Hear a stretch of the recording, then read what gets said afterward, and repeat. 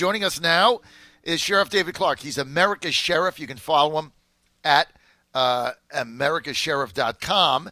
And he's been very active in the wall. And he had a great column yesterday on townhall.com. Townhall.com on the firing of DHS Secretary Kirstjen Nielsen. And he took a little bit of a different view than the normal talking heads. And I wanted to share that, and I'm happy he's on today. Sheriff Clarke, thanks for being with us. John, it's a pleasure to be on with you, and hello to your listeners once again. So you did a column yesterday, townhall.com, and you basically said Kirstjen Nielsen fired, didn't get results, good riddance. Can you elaborate? Sure. You know, when you serve the president, you got to realize that sometimes you're going to take a lot of heat, and I just thought she was in over her head to begin with, but that's a decision for the president, and he put her there. But I'm glad that he had the wherewithal to realize that she was not getting the job done. There were a lot of problems going on with the way she was handling the president's border security directive, which, you know, in part was no catch and release, so on and so forth. So I think he did what anybody exercising good leadership would do. Sometimes you have to make some changes. It starts with personnel, and it starts at the top. And I think that my understanding of leadership, you know, when you want to use some energy in a different direction into a department, whether it's an office, a cabinet position, anything, and when you're in executive position exercising leadership, then you have to change out personnel. He knew he was going to take some political flack. I mean, I even saw some GOP members on the Hill coming to her defense. But the fact is that I don't think she possessed the chops for that job, and she wasn't getting done what the president wanted. She delivered a speech in March, this past March, so that's just like last month, in an auditorium at DHS before DHS personnel, where she said her number one priority was cybersecurity. That's not what the president has said. When you're a cabinet secretary, you were to carry out the policies, the directives, the agenda, and the vision of the president. And she just basically did not get that done. It's about results, John. You know that. It's not about trying. You know, I used to quote in there Winston Churchill, was attributed to Winston Churchill. He said that the word try is one of the most overrated words in the English language. He said at some point you have to actually succeed at what you're doing, not just try. Oh, look, I agree with you. And she was ineffective, right? And there's a purge going on, and I'm going to do a column on this probably the next several days. But here's what I believe the president has come to realize, right? He gets elected, probably didn't think he was going to win. We all get that. I did. I'm not sure if he did. His transition team was a disaster. Started with Chris Christie. He was trying to pack it with all of his cronies. They outed him on that. Then Pence took it over. A lot of the RNC people came in. Trump's supporters didn't have a deep bench. They didn't have connections. So he gets elected. He's got to govern. He turns to Reince Priebus, who we all told him would be a colossal catastrophe, does it anyway. He's the guy that's got the relationship with Ryan, et cetera, all. So then they pepper the White House. They get their own people, the Bush people in PPO, right? Here's exactly what happened, Sheriff. They get the Bush people in charge of PPO, all never-Trumpers and Bush holdovers. So they're controlling all of the hires, the agencies, everything. They control it at PPO. Then they start getting in all of the never-Trumper RNC Republican operatives that have been there forever that really wanted to serve Jeb Bush, Marco Rubio, Chris Christie. They didn't believe in Trump. They didn't believe in his agenda. They didn't want him, but they wanted the job. So Priebus got them all in there, right? Running around the West Wing, undermining the president's agenda, didn't believe in him. Then it went through the agencies, right? So he's surrounded with all these people who don't believe in what the hell he's doing. They don't believe in his agenda. They don't believe in him. They don't like him, right? That's his team. I mean, think about this. It's amazing he got anything done. But now he's realizing, Sheriff, and I want to get your comment. Now the president, after 2 years and 3 months, has said to himself, hey, I got to purge these people out. They're not supporting me. They can't get the job done, and I got to bring new people in who can. Is that not exactly what's happened here? That's precisely what happened and what is happening here. The hardest thing, I think, the hardest job in the world is starting up an administration, starting up a government. And that's what happens when there's a change of administration. You're basically starting from scratch.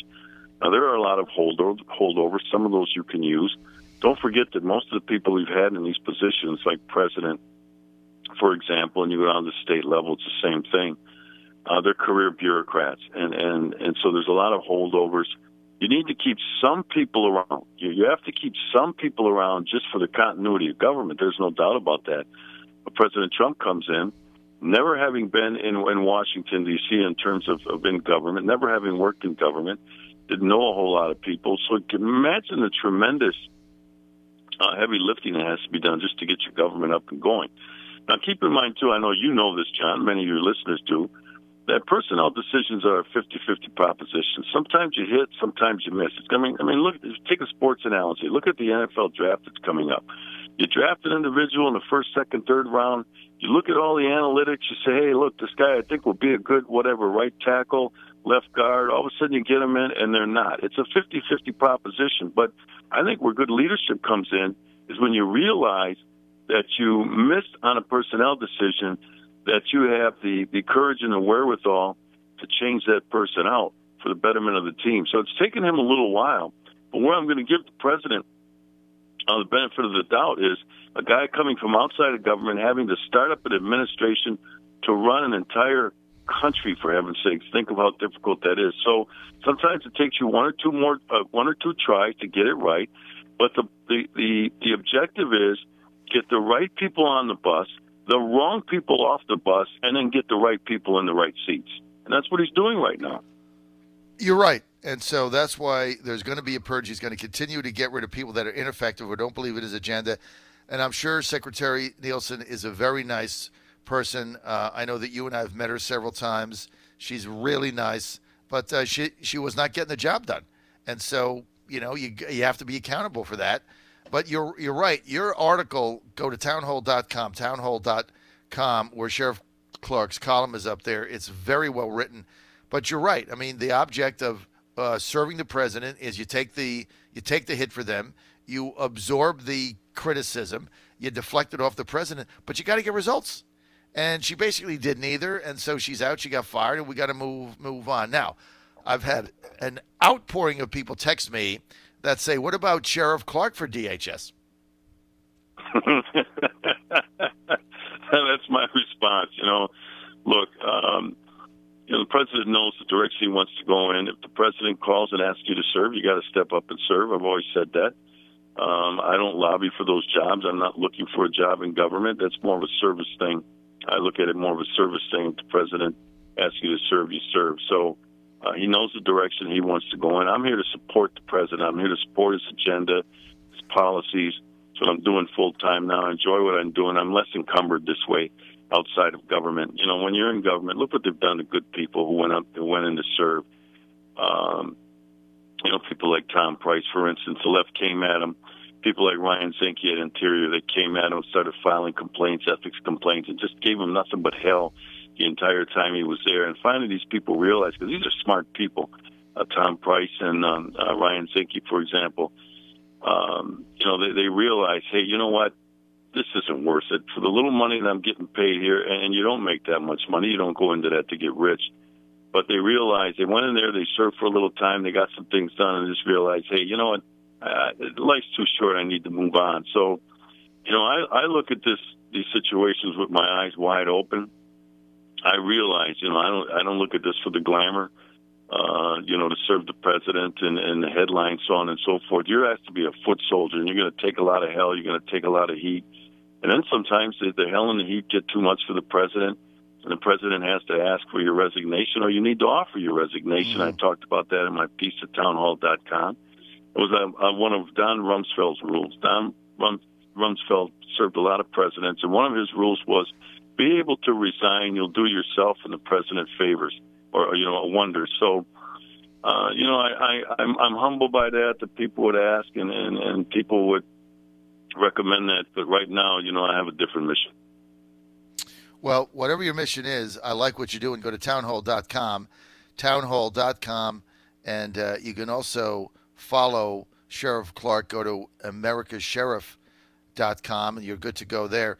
Sheriff, the Mueller report, Attorney General Barr testifying yesterday to Congress, no really bombshells came out of it. The guy's following every single law, unlike his predecessors who didn't. He's trying to go by the book, and he's not going to compromise redacted and not redact names of people that were investigated but cleared, because that'll just be weaponized by the left as smear tactics against innocent people. That's why we have that law in place. But they're going to get the Mueller report. So now the Democrats are saying we're not getting the report. Mueller and Barr are colluding themselves. Then they're going to get the report. Then they're going to say, oh, it's all the redacted stuff. We need to see that. So this is never going to go away. They're going to take this into 2020, still claiming that there's a collusion delusion. What is wrong with these people? Well, first of all, the Democrat Party, for the most part, is a party of lawlessness. So that's why they're asking Bill Barr to do things that are outside the law. They know that. Look, this is a political game that they're playing, the Democrats. And what they've done is they've asked for a question that they know cannot be fulfilled. Or they asked for a request, I should say, they know cannot be fulfilled, but it sounds good. And then backed by their propaganda machine, the liberal media, they're beating this drum of, we want to see the full report, full disclosure, when they know that can't be done. And that's the political game that they're playing right now. You ask for something that the request cannot be fulfilled.